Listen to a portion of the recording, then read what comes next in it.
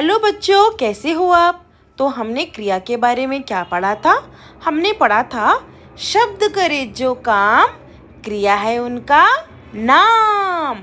चलो मिलके कुछ वाक्य पढ़ते हैं। राम ने किताब पढ़ी, माँ खाना बना रही है, सीता आम खाती है, राम हंसता है, बच्चा सो रहा है। तो बच्चों, आप क्या मुझे बता सकते हो इन वाक्यों में क्या अंतर है।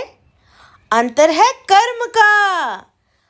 कुछ वाक्यों में कर्ता और कर्म दोनों उपस्थित है। जैसे राम ने क्या पढ़ा, राम ने किताब पढ़ी। राम कर्ता और किताब कर्म।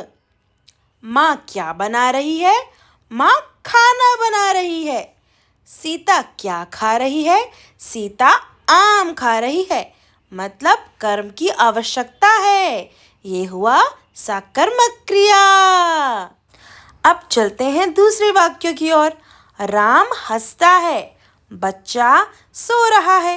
ये दूसरे वाक्यों से अलग है क्योंकि इसमें कोई कर्म नहीं है, केवल कार्य करने वाला करता है, कर्म नहीं होता।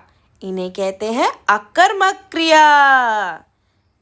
तो बच्चों याद रखना, यदि कर्म हो स से साथ तो वो होता है स से सकर्मक क्रिया, और अगर कर्म ना हो साथ तो होता है अकर्मक क्रिया।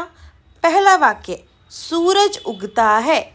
इस वाक्य में कर्म की उपस्थिति नहीं है, केवल करता है, तो ये हुआ अकर्मक क्रिया।